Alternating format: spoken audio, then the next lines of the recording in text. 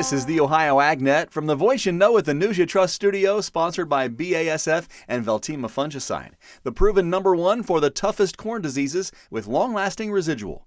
When you need to be confident your fungicide will perform. I'm Ty Higgins. The Jackson County Regional Livestock Market will have close to 100 bred cows for sale Friday at 6 p.m.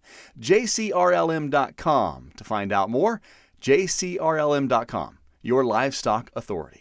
Let's check in with our weekly update from the Ohio Soybean Council and your checkoff dollars at work. Here's Dusty Sonnenberg. I'm joined by Taylor Dill, Director of Research with the Ohio Soybean Council. And Taylor, as we work our way through planting season, a common topic of discussion, the importance of seed treatments. Now, some say as we get later in the season, the soil warms up, the plant will emerge quicker and be able to take off.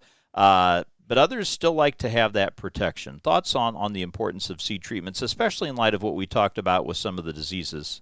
In seed treatments, when we're looking at it, kind of depends on how late you are delayed. If you're getting into the end of May, you're probably getting outside of the environment of some of those soil-borne diseases and water mold issues.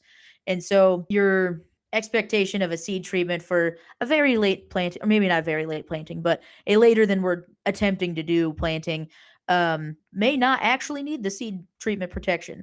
However, if we're buying seed early on with the expectation that we're going to plant in these areas, I don't think it's harmful to still continue to need that, especially if you're attempting to get in at a time where, if you're trying to get in before the middle of May, where you're going to have those cooler temperatures, often those wetter conditions, you're going to have a pretty good expectation of needing a seed treatment to be able to get through that time period. My guest again today has been Taylor Dill, Director of Research with the Ohio Soybean Council, and this update brought to you by the Ohio Soybean Council and your soybean checkoff. Well, with Memorial Day almost here, that means that summer is almost here. With that comes county fairs. Frank Froz joins me. He's Executive Director of the Ohio Harness Horsemen's Association. Getting to be a pretty busy time of year for you and I both. I can't believe we are less than a month away from our very first fair of harness racing at Paulding. I just can't believe that we've gotten to this point. And then how many after that? 66 county fairs we will be racing at, and independent fairs throughout the summer, and we wrap it up with the Ohio Fair Championships at the end of the year at Northfield Park. But 130 race cards at these 66 county fairs. It's amazing how much we race out at the county. It is really the grassroots of harness racing. It's where it all started. You had a horse, I had a horse.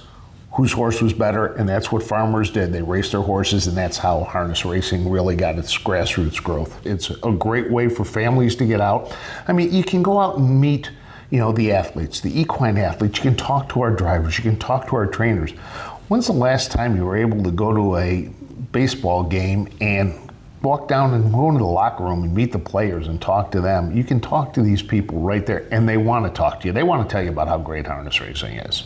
You and I have talked for a long time about the impact of your industry to Ohio agriculture. For those who don't know, though, how intricate a part is the harness racing industry to the Buckeye State? $2.8 billion, the equine racing industry. It really is an agricultural business, because you take a look at it, we have to feed our horses. We also travel around, so we buy gas. We buy these expensive trailers. In fact, it's funny. Last night, I was at Scioto Downs with a friend of mine, and as we pulled into the backstretch, we looked at all the trucks, all the trailers, and then that didn't even count the horses and how much their value is, and how much the horses eat, and the grain that these farmers grow, and the fact that you need trucks to get it there. It's $2.8 billion industry. That means jobs, and jobs in Ohio are important.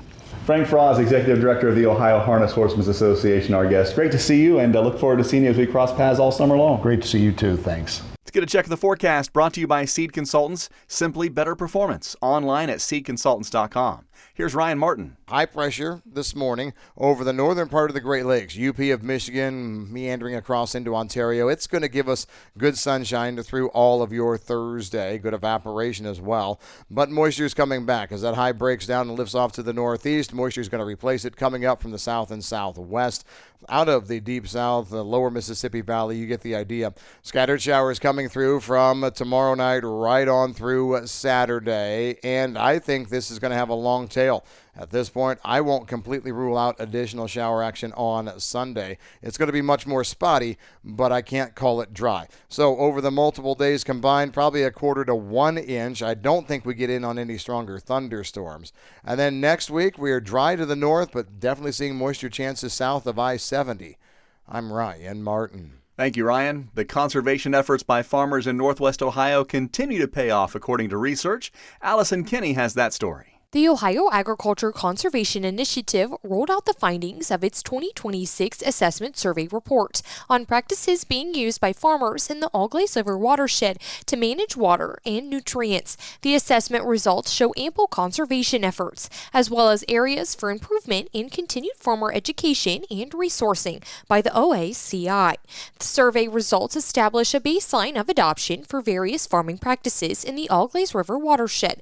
The information will allow for a more targeted approach to increase some practices, while also displaying that some practices are already adopted at an adequate level. The survey assessed cost share program enrollment, acres farmed and ownership status, tillage type, nutrient applications, and other nutrient management strategies and water management structures. To view the key findings from the survey along with the full article, please visit ocj.com.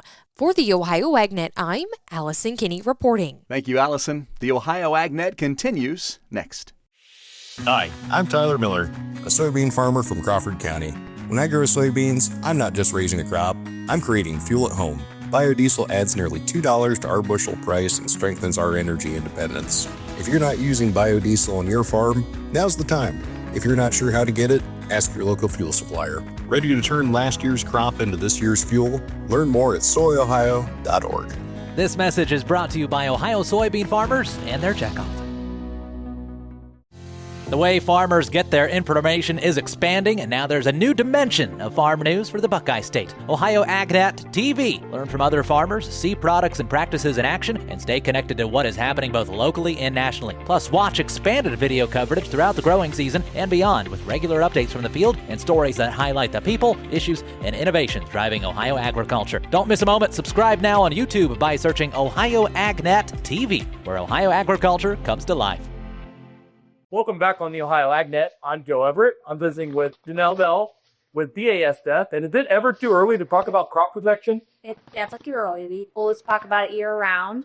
Particularly like a like this, we had pretty well planned out what we were going to do. And then once again, it seemed like we were able to get soybean planted and the winds just would not cooperate. So in a lot of situations, we needed to reevaluate what soybean herbicide we were going to use because of the soybeans already being planted, possibly emerging before we could get that first herbicide application down.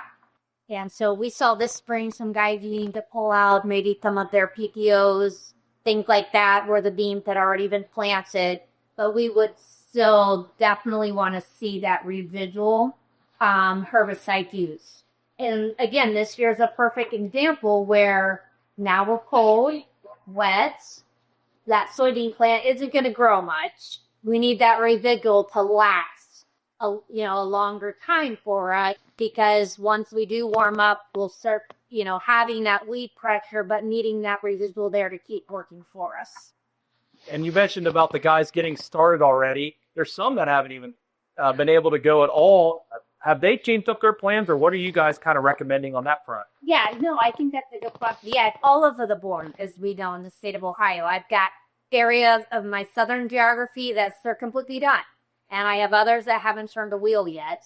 And what I would just continue, and it sounds like a broken record, but having that residual for that pre-plant or an early post application in soybeans, and then planning out on 28 days, 35 days later, that second residual application. We got to layer that soybean residual with the amount of water hen pressure, giant ragweed pressure we're getting. We need that residual longer into the season. And so I understand the economics guys are really trying to make adjustments and cuts.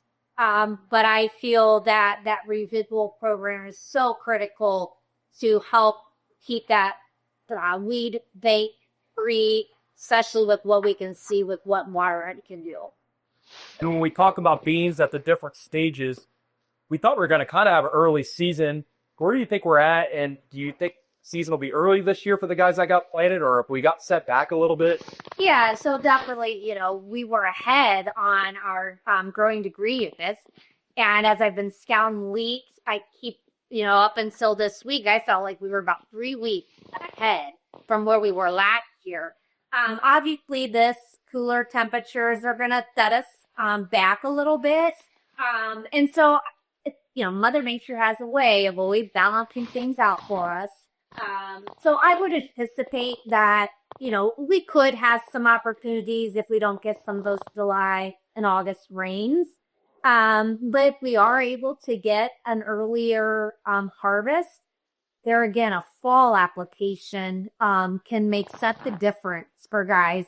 And we see the value of a fall herbicide application to allow us for spring, like this spring, where you could get out there early and get planted. You were able to be in more of a weed-free seed bed versus where you didn't get to do fall herbicide applications. My guest has been Janelle Vell with BASF. Thank you for your time today. Thank you. Thank you, Joe. Back with markets and analysis after this on the Ohio AgNet. Looking for heavy equipment but don't know where to buy? Purple Wave Auction has you covered. Always online and always no reserve. It's your destination for construction or ag equipment ready to work. We even sell semis, trailers, and fleet equipment for your operation. Best part? It's free to join. Head to purplewave.com. That's purplewave.com. Sign up for a free account and start bidding today. Purple Wave Auction, the easiest and most straightforward way to buy and sell equipment. Wake up, Ohio farmers! Ohio's Country Journal is bringing the coffee to you. We're stopping by rural coffee shops, diners, and your favorite morning gathering spots across the state. And while we're there, the first 25 folks through the door get a free cup of coffee, a limited edition Ohio's Country Journal mug, and the latest issue of OCJ, all on us. Want us to visit your hometown hangout? Head to ocj.com/coffee shop and sign up your local spot today. Brought to you by Leist Mercantile and Ohio's Country Journal, your source for Ohio farm news. Welcome back to the Ohio AgNet. I'm Ty Higgins, and today's market analysis is brought to you by Louis Dreyfus Company. Excited to bring a brand new soybean crush facility to Upper Sandusky. Learn more about marketing your soybeans with LDC at 574-566-2113. Here's Ryan Martin. Grain markets finished in the red yet again. As we take a look at the Wednesday action, it was a day full of, a lack of news, but also not really much news. One of the headlines I saw, maybe this time is the war ending. We've seen this before. Maybe it's going to be different this time. Iran needs to make a whole host of concessions on nuclear and the Strait of Hormuz, along with the U.S. paying a considerable price for war reparations.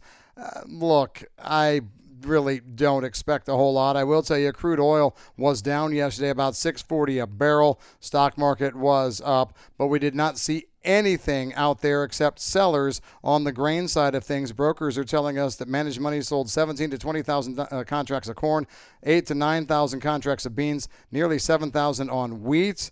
Soy oil also sold off big. Soy meal as well. Big day of selling. I'm Ryan Martin. Thank you, Ryan. Appreciate it. Let's get a check of overnight numbers brought to you by Seed Consultants. Simply better performance online at seedconsultants.com. Corn for July, 1 3/4 lower overnight at $4.64 a bushel. September corn, 4.70 3/4, down 1 3/4, and December off 1 3/4 as well at 4.87 1/2. Soybeans for July, 11.98 3/4 in the overnight trade. That's down by a penny. August off 3/4 at 11.98 1/2, and new crop November beans, 11.92 a bushel, down by 1 1/2. Wheat for July, a nickel to the downside overnight, 6.55 1/2. September, 6.68 1/4, down 5 1/4, and wheat for December down 5 1/4 at 6.87 a bushel. After yesterday's trade, live cattle for June giving up $1.27, closing at 253.27. August live cattle 245.30, down 195. The October down 252 at 236.77. August feeders 212 higher at 365.77. September 362.62 up $1.62. Lean hogs for June down 65 points at 97.27. And lean hogs for July 101.97 down 17 points. For the Ohio AgNet, I'm Ty Higgins.